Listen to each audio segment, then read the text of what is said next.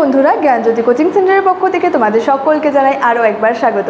আজকের ক্লাসে তোমাদের সঙ্গে আলোচনা করব ব্যাবিলনীয় সভ্যতার সমাজ সম্পর্কে, অর্থাৎ ব্যাবিলনীয় সভ্যতার সমাজ কেমন ছিল বা এখানে সামাজিক অবস্থা কেমন ছিল, এটা নিয়ে আজকের ক্লাসে বিস্তারিতভাবে আলোচনা করব।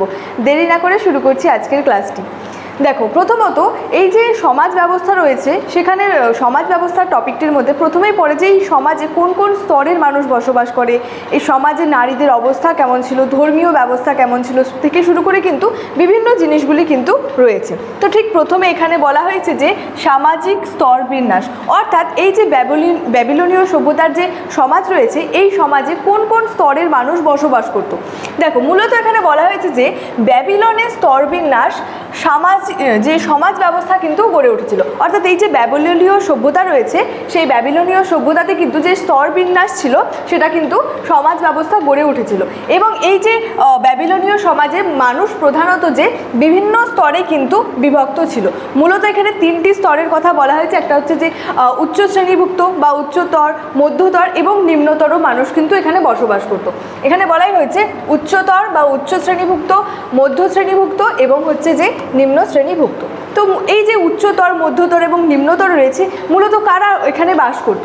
বলা হয়েছে যে উচ্চ শ্রেণীতে ছিল রাজা, পণ্ডিত, পুরোহিত এবং সৈন্যদল। মধ্য শ্রেণীভুক্ত ছিল হচ্ছে বড় শিল্পপতি, স্বাধীন ব্যবসায়ীগণ এবং হচ্ছে নিম্ন শ্রেণীতে ছিল কৃষক, সাধারণ শ্রমিক এবং যুদ্ধবন্দী।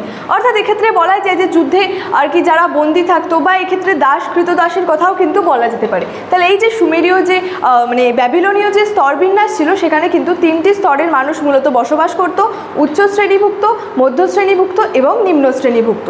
আচ্ছা, তারপরে নেক্সট রয়েছে হচ্ছে নারীদের অবস্থান। অর্থাৎ এই যে ব্যাবিলন ছিল, সেই ব্যাবিলনীয় সমাজে নারীদের অবস্থান কেমন ছিল? প্রথমত এখানে বলা হয়েছে ব্যাবিলনীয় সমাজে নারীদের উচ্চ মর্যাদা ছিল, অর্থাৎ নারীদের মর্যাদা কিন্তু এখানে উচ্চ মানের কিন্তু ছিল। এছাড়াও বলা যায় যে পিতার সম্পত্তিতে ছেলে ও মেয়েদের কিন্তু সমান অধিকার ছিল। এছাড়াও নারীরা কিন্তু সম্পত্তির মালিকও সেক্ষেত্রে কিন্তু হতে পারত।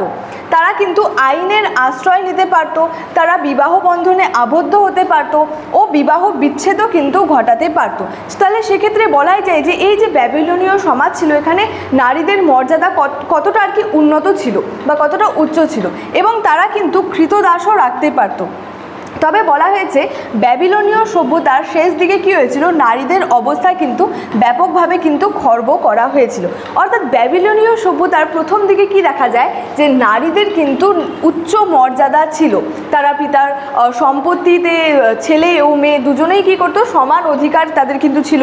নারীরা সম্পত্তি রাখতে পারত, নারীরা হচ্ছে যে নিজ ইচ্ছা মতো তারা বিবাহ বন্ধনে আবদ্ধ হতে পারত। এছাড়াও তারা কি যে বিবাহ বিচ্ছেদও কিন্তু ঘটাতে পারত।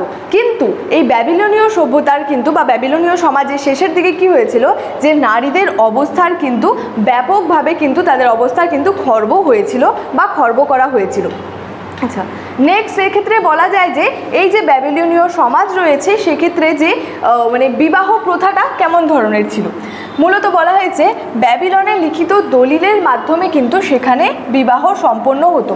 এই যে বিবাহটা সেক্ষেত্রে যে হতো ব্যাবিলনীয় সমাজে, সেখানে কি হতো, যে লিখিত দলিলের মাধ্যমে কিন্তু সেখানে কিন্তু বিবাহটা সম্পন্ন করা হতো। এছাড়াও বলা হয়েছে বরের বাবা কনের বাবাকে কিন্তু যৌতুক হিসেবে বিভিন্ন আসবাবপত্র দিত। অর্থাৎ বিবাহ ছিল একটি বৈধ চুক্তিপত্র এবং স্ত্রীর মর্যাদা আর কি আইন দ্বারা কিন্তু সিদ্ধ ছিল। আচ্ছা, লাস্ট রয়েছে হচ্ছে এখানে ধর্মীয় ব্যবস্থা কেমন ছিল, অর্থাৎ ব্যাবিলনীয় সভ্যতার বা সমাজের ধর্মীয় ব্যবস্থা কেমন ছিল। বলা হয়েছে ব্যাবিলনীয়রা বহু ঈশ্বরবাদে কিন্তু বিশ্বাসী ছিল। অর্থাৎ এই যে ব্যাবিলনীয় সভ্যতার যে সমস্ত অধিবাসীরা ছিল বা ব্যাবিলনীয় সভ্যতার মানুষেরা কি করত, বহু ঈশ্বরবাদে কিন্তু তারা বিশ্বাসী ছিল। তারা কিন্তু এক ঈশ্বরকে বিশ্বাস করতেন না, তারা কি করতেন, বহু ঈশ্বরকে কিন্তু বিশ্বাস করতেন। এছাড়াও বলা হয়েছে ভিন্ন নগরে কিন্তু যে ভিন্ন ভিন্ন যে আর কি পূজা দেবতার আর কি পূজা অর্চনা করা হতো। অর্থাৎ এক এক নগরে বলা যায় যে এক্ষেত্রে কিন্তু এক এক দেবতার কিন্তু পূজা অর্চনা করা হতো। তবে সাধারণত দেখা যায় যে একটি বিশেষ নগরকে কেন্দ্র করে একটি বিশেষ দেবতার কিন্তু প্রাধান্য ছিল। অর্থাৎ এবং সেক্ষেত্রে বলা হয়েছে যে তারা যেহেতু বহু ঈশ্বরবাদে বিশ্বাসী ছিল এবং বিভিন্ন নগরে বা যে ভিন্ন ভিন্ন নগরে কী হতো, ভিন্ন ভিন্ন দেবতার কিন্তু প্রাধান্য বা তারা কিন্তু ভিন্ন ভিন্ন দেবতার পূজা অর্চনা করতো। তবে শুধুমাত্র সাধারণ ক্ষেত্রে কী হতো, একটি বিশেষ দেবতাকে বা একটি বিশেষ নগরে কেন্দ্র করে একটি বিশেষ দেবতা কিন্তু প্রাধান্য ছিল এবং সেই দেবতাকে কিন্তু কেন্দ্র করে মন্দির গড়ে উঠত। অর্থাৎ এখানে একটি বিশেষ নগরে কী হতো, একটি বিশেষ দেবতার প্রাধান্য ছিল এবং সেই প্রধান যে দেবতা ছিল সেই প্রধান দেবতাকে কেন্দ্র করেই কিন্তু শুধুমাত্র সেখানে কিন্তু মন্দির গড়ে উঠত। তো এই যে ব্যাবিলনীয় সভ্যতার যে সমস্ত আর কি সমাজের যে অবস্থাগুলি রয়েছে বা সমাজ যে ব্যবস্থা রয়েছে, সেক্ষেত্রে সেখানে সামাজিক স্তর বিন্যাস, অর্থাৎ কোন কোন শ্রেণীর মানুষ সেখানে বসবাস করত, উচ্চ শ্রেণীর মানুষ, মধ্য শ্রেণীর মানুষ এবং নিম্ন শ্রেণীর মানুষ। উচ্চ শ্রেণীভুক্ত কারা ছিল? রাজা, পুরোহিত মূলত এরা। মধ্য শ্রেণীভুক্ত ছিল যে বড় শিল্পপতি এবং যে সমস্ত ব্যবসায়ীরা ছিল তারা, এবং যারা একদম নিম্ন শ্রেণীভুক্ত ছিল তারা বা নিচু স্তরে ছিল তারা হচ্ছে কৃষক এবং যারা যুদ্ধবন্দী ছিল, সাধারণ যে শ্রমিকরা ছিল তারা। সেখানে দেখা যায় যে নারীদের অবস্থা কী ছিল, প্রথম দিকে বলা যায় যে যথেষ্ট উন্নত মানের ছিল, কিন্তু শেষের দিকে কি হয়, তাদের অবস্থার কিন্তু খর্ব করা হয়েছিল। এছাড়াও সেখানে বিবাহ ব্যবস্থা রয়েছে এবং ধর্মীয় ব্যবস্থা সম্পর্কে কিন্তু আজকের ক্লাস এতটাই ছিল। ক্লাসটি শেষ করার আগে তোমাদেরকে একটু বলে দিতে চাই যে তোমরা যারা ভাবছো আমাদের সঙ্গে এই সেমিস্টারে অনলাইনে যুক্ত হবে, তারা আমাদের হেল্পলাইন নাম্বারে যোগাযোগ করতে পারো। আমাদের হেল্পলাইন নাম্বার হলো 6295916282 এবং 7076398606।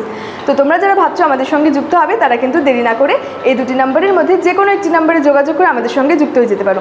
আজকের ক্লাস এতটাই ছিল, দেখা হচ্ছে তোমাদের সঙ্গে পরবর্তী ক্লাসে একটি নতুন টপিকের সাথে। তোমরা সকলেই ভালো থেকো, সুস্থ থেকো। Thank you so much, thanks for watching.